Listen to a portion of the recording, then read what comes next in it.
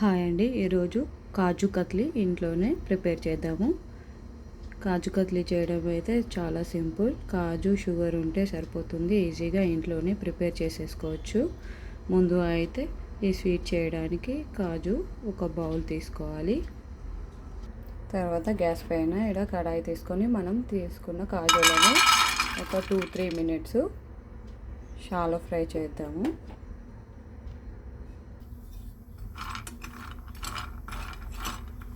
మరి ఎక్కువ ఫ్రై చేయొద్దు, మాడిపోతాయి. కొంచెం ఫ్రై చేయాలి.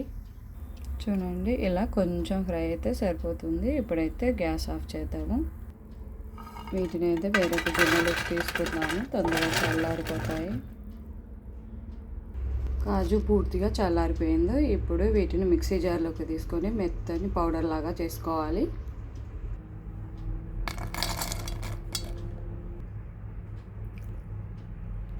మిక్సీ పట్టడం అయిపోయింది. చూడండి, ఇలా మెత్తని పౌడర్గా చేసేసుకోవాలి. నెక్స్ట్ గ్యాస్ పైన కడాయి పెట్టుకొని అందులోకి 1 కప్పు కాజుకి 3/4 కప్పు షుగర్ తీసుకోవాలి. కొద్దిగా వాటర్. ఈ షుగర్ అనేది తీగ పాకం వచ్చే వరకు షుగర్ని కరిగించాలి.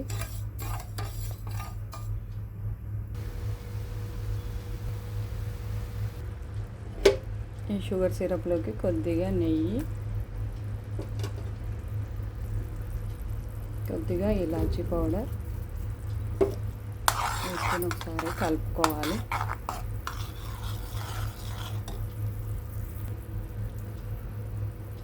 తీగ పాకం అయితే వచ్చేసింది. ఇప్పుడు మనం మిక్సీ పట్టుకున్న కాజు పౌడరు ఇందులో వేసేసి కలుపుదాము.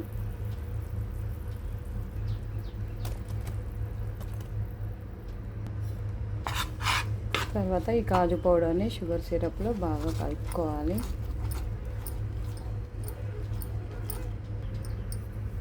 ఇలా అడుగట్టకుండా కలుపుకోవాలి. ఫ్లేమ్ అనేది మీడియం ఫ్లేమ్లోనే ఉండాలి. ఇది కొంచెం దగ్గరగా అయిన తర్వాత స్టవ్ ఆఫ్ చేయొచ్చు.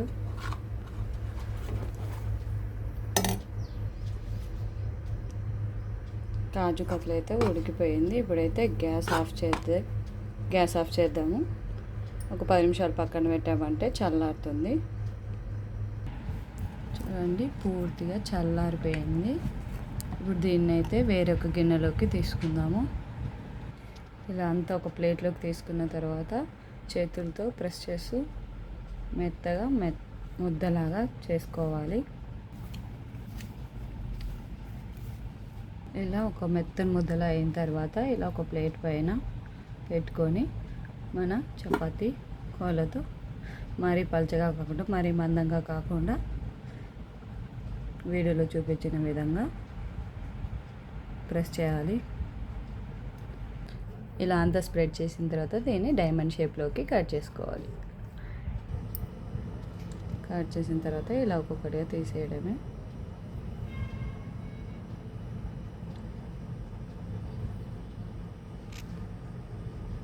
కాజు కత్లీ అయితే రెడీ అయిపోయింది. మీరు కూడా ఇంట్లో ట్రై చేయండి. చాలా అంటే చాలా సింపుల్ ప్రాసెస్, ఈజీగా చేసేసుకోవచ్చు. ఈ స్వీట్ అయితే చాలా టేస్టీగా ఉంటుంది. నచ్చితే లైక్ చేయండి, ఛానల్ సబ్స్క్రైబ్ చేయండి, సపోర్ట్ చేయండి.